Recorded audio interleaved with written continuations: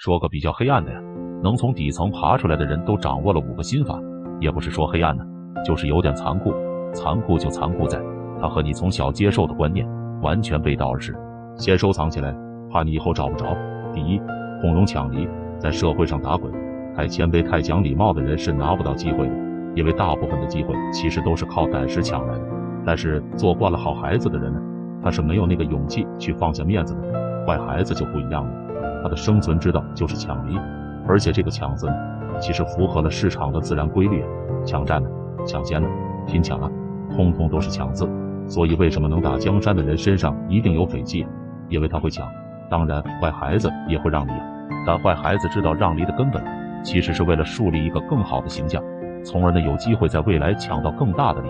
第二，摒弃公平。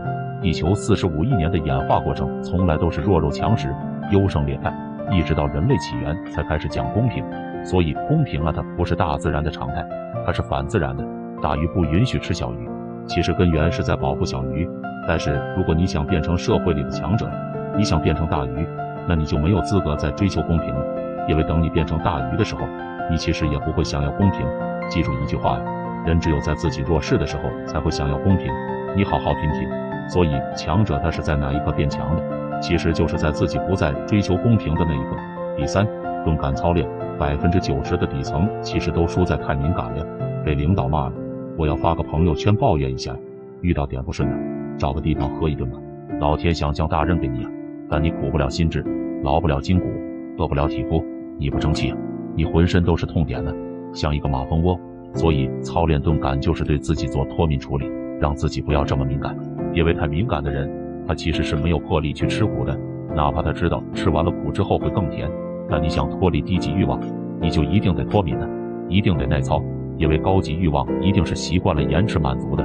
所以不要只追求鼻尖上的那点甜，不要被多巴胺控制。第四，高级动物。按本质上来讲呢，人只是进化到了比较高级的动物，你身上的动物性越少，你就越像人。那所谓圣人呢，就是身上已经没有了动物性痕迹的人。但其实越底层的人呢，他们身上的动物化就越严重啊，愤怒啊，嫉妒啊，算计啊，吃喝嫖赌啊，白的、红的、黄的一样不落。唯一在抑制他们身上兽性的就是道德和法律。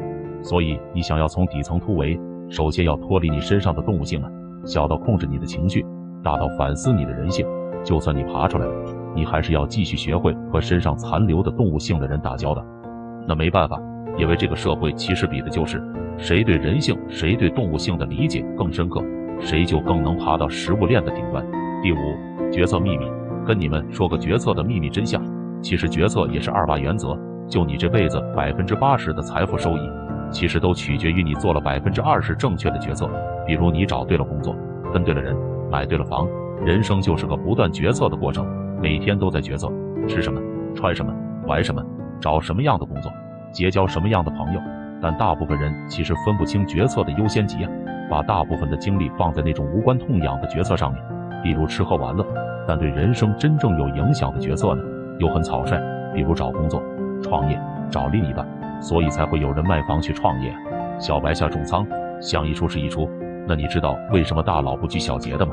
因为80%那种无关痛痒的决策，你爱怎么样都行，只有碰到那20%关键的决策了，你才能够看到他拿出真正的水平。这5条高阶的心法，如果带给你思考的，给我点个赞。如果你已经从底层杀出来了，也给我点个赞。因为其实真正能从底层杀出来的人，一定能够切身体会到我到底在说什么。